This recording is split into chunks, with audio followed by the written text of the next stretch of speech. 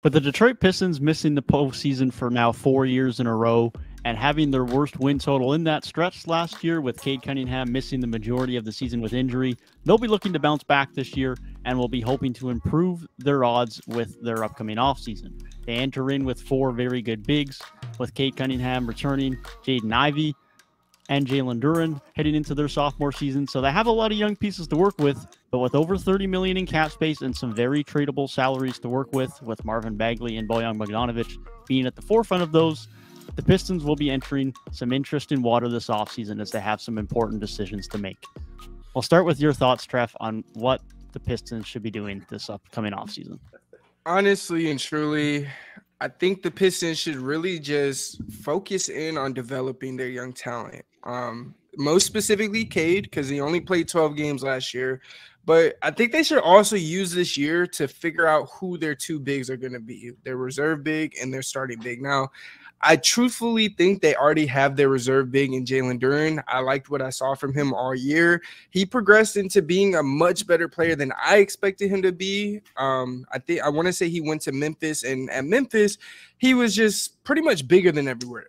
Bigger, stronger, faster. But when it got to the league, you could kind of tell his game wouldn't translate too much because he wasn't much of a shooter, and he wasn't a guy that just dominates on the defensive end. But going into his rookie season and going throughout the rookie year, he played pretty well. Now, that's been the story for a lot of these Pistons players. Killian Hayes is another guy that I thought he was out of there. But this season, his shooting got better. It's not at the clip it should be, but it did get better. Jaden Ivey, very good pickup. We already know what we're going to get from him. But above all else, I just think they should really figure out what to do with their front court because they have Bagley, Stewart, Duren, and Wiseman. Like I said before, I think they have their backup big in Duren. I'm big on Wiseman personally, so I truthfully think they should go with a starter in Wiseman, a backup in Jalen Duren, and then figure out what to do with Bagley and Stewart in the process. Like you said, Bojan, he's getting paid $19.5 million. He's getting up there in age. Granted, he was their best player for the better half of the year last year, but it's at a point where you don't really want older guys like that. So above all else, for this year in its entirety, focus on Cade's development into a pro because we know he's a great player. And he's pretty much a walking triple-double at this point, but also figure out who's going to be your big for the future because as we all know, when it comes to a deep playoff run, 2 places need to be right, and that's your front court and your back court above anything else. So I just think they really need to figure that out before they really figure out what they do going forward into the future. Yeah, I do think the whole big situation, while interesting, I can't even really say right now who I do think they should keep just because there's a whole season ahead of us just to kind of figure that out. I think you just have to let them all play and see which ones play best, especially who plays best in long-term minutes with Cade, because at the end of the day, Cade's your guy, and all of these bigs statistically really aren't that far apart right now. Now, if one of them has a breakout season, that's completely different, but at the end of the day, it's really just going to be who fits with what they already have and also just what contracts they can get them on. If one guy wants a bunch of money and can get that money somewhere else, he might be out. But if there's another guy they can get for a little bit cheaper, I think that's the guy you keep. And I think right now that's a good problem to have because it's not like they're contending, their top guys are making a bunch of money right now and they really need to figure this out right now to try and win a title. They have years, they have time. And as this is a progression year, I think you're fine just experimenting with that a little bit and just letting it go. So at the end of the day, this season feels really easy for them. They're going to bring in another guy at number 5 who's probably going to be a very talented player. I don't know who they're going to take, but me personally, I would like them to take a wing there just because the front court has a lot of guys and one of them might play the 4, one of them might play the 5 for a lot of this season. They might see 2 of those bigs on the floor together. And then that leaves you with the 3 position because Ivey and Cade are going to get a lot of those minutes. So if you want to bring in a guy at number 5 that's going to be a starting caliber player, which you want to do with that high of a pick, I want them to go for the small forward spot. Now, what does that leave for Bojan Bogdanovic? I'm not exactly sure. The quicker they can get him out of there, I think the better because while he was one of their better players for a lot of last season, if you're trying to build your core for the future, having that guy taking a big portion of your shots, I don't care how efficient it is. I don't care how good he's playing. That should not be what you're trying to do if you're trying to build this team to contend in the future because he's not a part of that timeline. and it just doesn't fit long term. So whichever direction they decide to go, as long as they get better, especially now under Monty Williams as the coach who built Phoenix up to what they were, I do think they are set for a very successful season no matter where they go. At free agency, I don't expect them to be too loud. I think they will stick with a lot of what they got. However, if they do add some random depth pieces or try to get some veterans in there to help mentor the young guys up and maybe try to make a play-in push, I would not be too surprised. Yeah, man. So looking at this Detroit team, right? I love the addition of Monty Williams just because of the fact that he built that Phoenix Suns team up and they didn't get their goal, win a championship. But the fact that they went to the championship mainly because the talent, but also he played a big factor of that. He comes to Detroit now with a lot of good talent like Jaden, Ivey, and Cade Cunningham. So I definitely think he's going to be turning that around, and they're definitely going to have more than 17 wins next year. Cade's going to be fully healthy. There was a stretch where Cade was averaging damn near 25 points, damn near triple-double. I don't have to – so that's very incredible too. I think Jaden Ivey needs to take another step. Obviously, it was his rookie year, so I'm not going to put too much on it. But if he could take that next step too with Cade Cunningham, that would be honestly very, very good to see too. Now, going to this big thing, let's just be honest with you. They have a bunch of mediocre bigs. There's only one big they need to be starting, and everybody else can hit the door. Jalen Duren needs to be their starting center, and that's it. Not only is he making only $4 million, which, I mean, doesn't really matter too much, but you got players like James Wiseman making $12 million next year, and you got players like Marvin Bagley making $12.5 million. Get these boys out of here. And then you got Isaiah Stewart, who the dude's more worried about chasing LeBron James on the court to get elbowed in the face than actually playing some real basketball. So start Jalen Duren. You got your big three in the sense of Jaden, Ivey, Cade, Duren, and then you got your top 5 pick. And then also with Bojan, we all know teams get desperate. And this is not throwing shade at the Lakers or whatever contending team out there. Teams will throw a first-round pick for Bojan. I can just picture it right now. He's a 20-point scorer who can definitely help a lot of contending teams. So if they can get a first-round pick out of that, his contract is pretty hefty at making $20 million and then $19 million for the next 2 seasons. Figure that out. But besides that, I mean, I don't think they're going to do too much this offseason. Just hopefully Cade stays healthy. Hopefully, Jaden Ivey continues to develop. Jalen Duren plays better. Finally starts and gets way more minutes than all these bum bigs. James Wiseman shouldn't be in the league anymore. The dude is that's crazy. This James Wiseman shit, you gotta let it go. I'm gonna let y'all go, but I'm not. Why are you so anti-Wiseman? You know what? This not time for that. My question is, what has Wiseman done? What has he had an opportunity to do? He got an opportunity in Detroit, and what has he done? No, he played well in Detroit. He was 13-8. 13-8 is solid when there's a bunch of other bigs on the roster. Bro. The shot attempts, for 13-8 and get the shot attempts. Oh, brother. That's good. I don't know. I just think like when He's you shooting damn near 60% from the field. What are we talking about? Bro. Let me talk because everybody cutting me off. This is crazy right now, bro. You stop talking. No, he definitely stopped talking. He definitely stopped talking. He definitely stopped talking. No. So first of all, never mind. Anyways, I was talking about James Wiseman. Y'all talk about James Wiseman, why you hate him so much. But okay. Anyways, bro, this Detroit Pistons team, they're gonna be solid for not this year. I think they're gonna have more. They probably can double their wins this upcoming season. But besides that, I say they're in a solid position, especially with Monty being over there. What is that? 16 to 32 wins. That's not crazy. But you said what? 34. If he said they had 17 wins, it'd be like 34. But yeah. I mean, I don't know. Like I was kind of. You say wow, but 34 is only like a game or two. Oh no, never mind. It's way more. I think you can make. That's why. We in the 30s. We not in the 40s. Yeah. I'm thinking 40s. I'm tripping. Yeah. If a couple teams blow it up, I think 34. You might be able to sneak into the play-in as a 10 seed. No, I think that's too. Yeah, no, that's too low. No. You winning 30 games. You're like 12. That's low. That's low as hell. I'm talking. We've seen teams in the Eastern Conference be a 10 seed. 34 is like scratching 13 seed last year. Yeah, like that's last bad. year. Last year was a good league, man. If people decide to finally start rebuilding. Yeah. I mean, personally, what I think about the Pistons, like, it's kind of a little bit of what you guys kind of were all saying, all put together. Like, first, like what you said, Steph, like, this is going to be a year where they're going to have to figure out, like, the big men, like, between Bagley and Wiseman and Duren and Stewart. Like, there's just too many guys that I feel like right now they're all, like, the same caliber player, but moving forward, like, they're going to have to figure out who's going to be the best option. And what you said, Trent, like, I think probably Jalen Duren is the best option moving forward. One, because he's the youngest, so you think he'd have the most upside. And two, I mean, he just played really well this year. Like, not only is he the youngest player on their team, but he was the youngest player in the NBA this year. And, like, he surely did not look like it. You know what I mean? So, like, I feel like he's definitely a guy moving forward. Now, would you want to keep one of these other guys as well? I mean, Marvin Bagley is making the most of those four guys.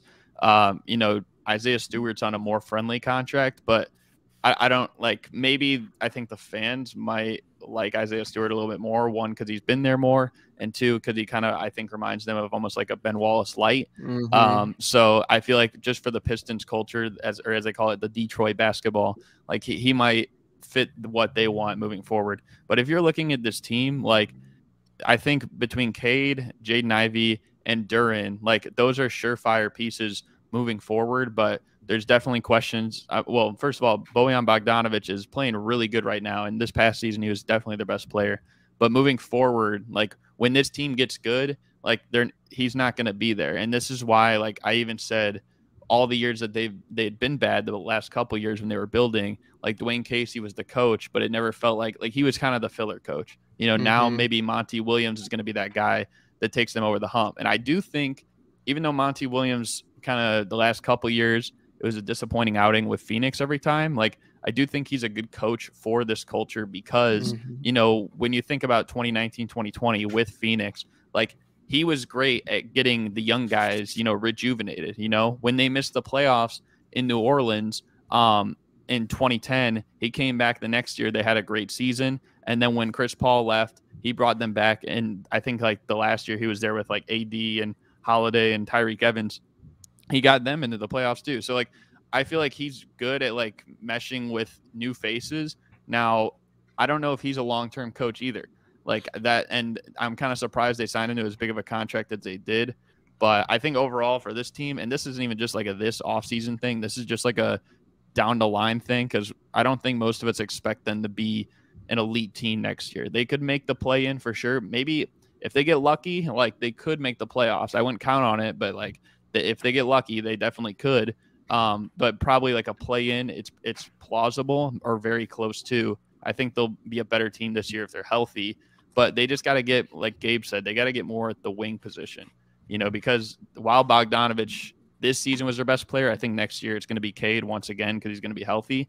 But while this season he was their best player, he's not going to be there forever. And I'm looking at the rest of these wings on the team. You got, like, I mean, well, Rodney McGruder's not even on contract this next year. So, like, if they brought him back, or if they got Hamidou Diallo, who it felt like last season he played pretty good for them, but this season it didn't feel quite the same.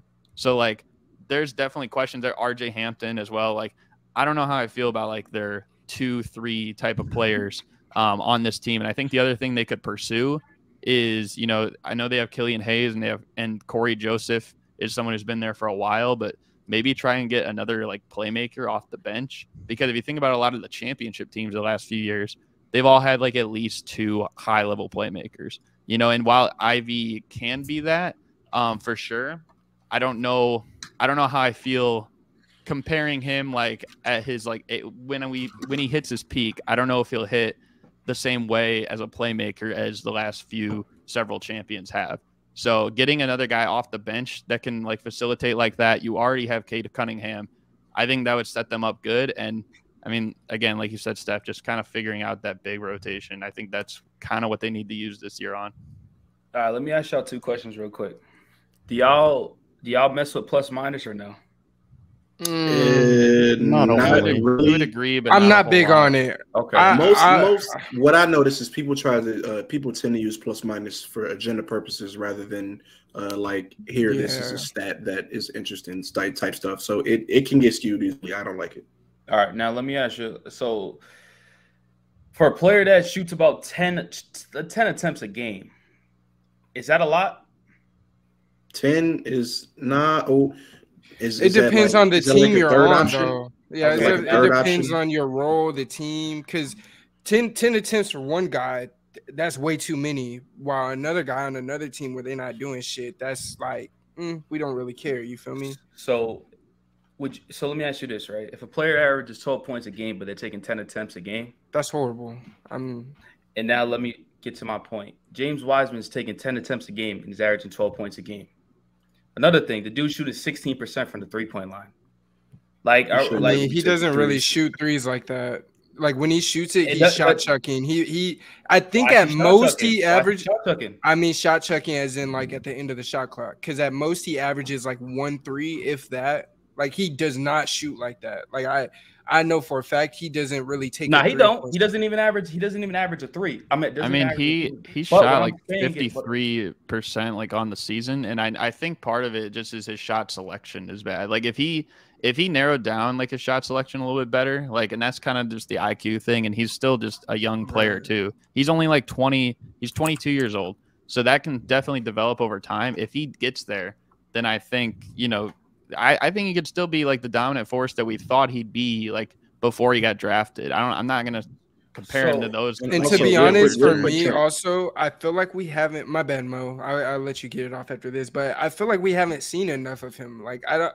Yeah, I could be wrong, but I don't even think he's played 50 games yet. Like I don't in one season. I mean, so it's like I don't think we've gotten enough of a sample size within the season to call it. And that's really all where I'm at with it. Like I love Wiseman, I love his makeup, love his build and what he can do.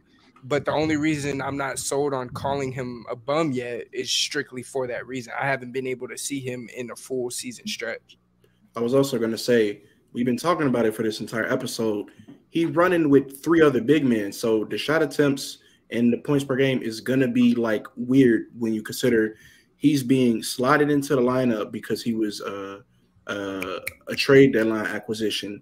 He has to adjust to playing with 3 other big men, rotating in and out of that lineup because they coaches testing stuff out, seeing who's going to be here, who's not going to be here. If you ask me, it's Jalen, Duren, and James Wiseman are the 2 that you keep. The other 2, you do whatever with them. You don't really got to get super crazy value for them. Just to add to that, Mo, like it's not even just 4 big men, but it's like 4 young big men. Like this is a lot of them. This is their first chance. Maybe not Bagley because he kind of got one into Sacramento, but like these other guys, this is kind of like their first chance in the NBA. So it's like, while they're not on a winning team, they're going to be thinking more about like, okay, well, I got to prove myself, like more so than I got to prove that we can do this as a team. When you get there eventually as you're a veteran age, like then that mindset changes. But a lot of these guys, like they're kind of fighting for their next contract. So now, like, let me ask you this question real quick.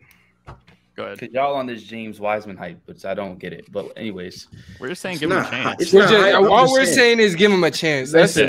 Bro is 22. If they're going to keep 2 big men, they're going to keep 2 big men. I say Duren and Wiseman. Let me say something. That's just me.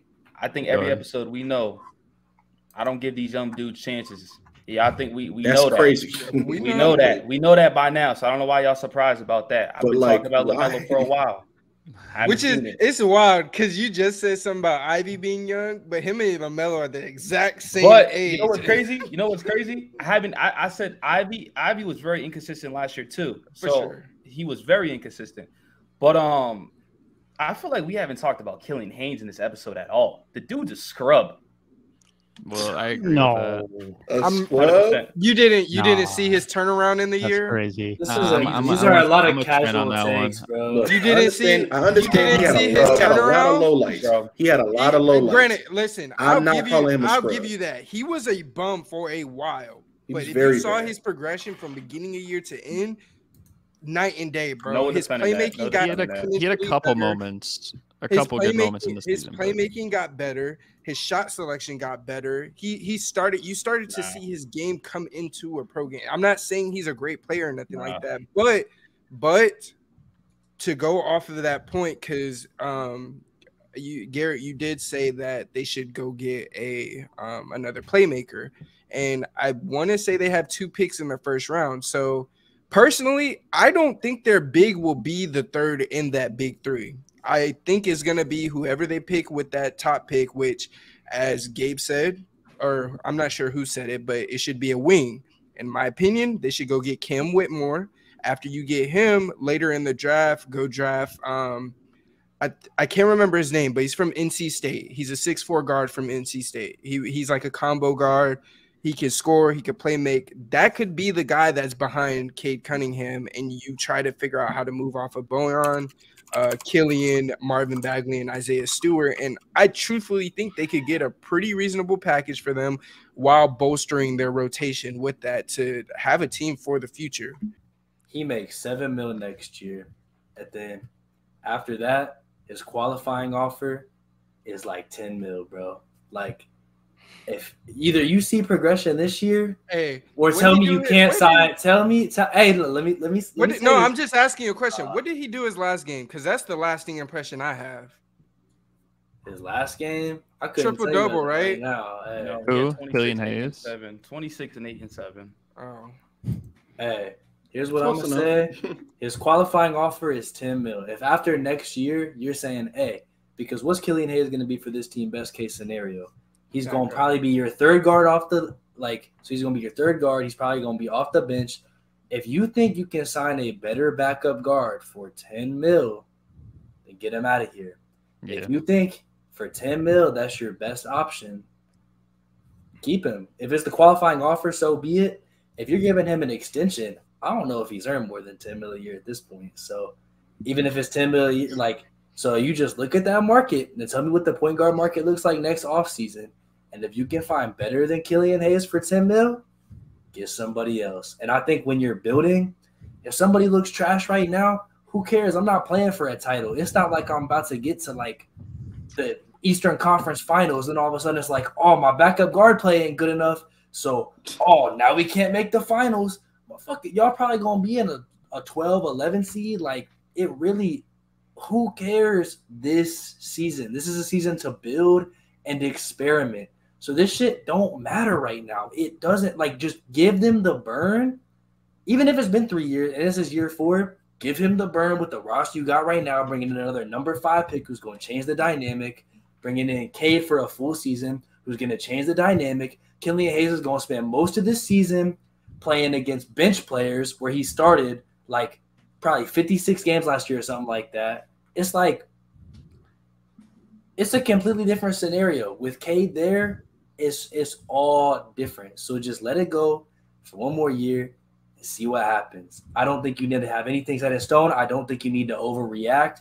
There is plenty of time. Nobody on this team is even making big money yet. Even the guys like Wiseman and Bagley, if they get a contract extension, it's not going to be much more than what they're making now. It's like they're more expensive. But by the time Cade and Ivey or anybody who needs to make big money is making it, they're not going to be on that deal anymore.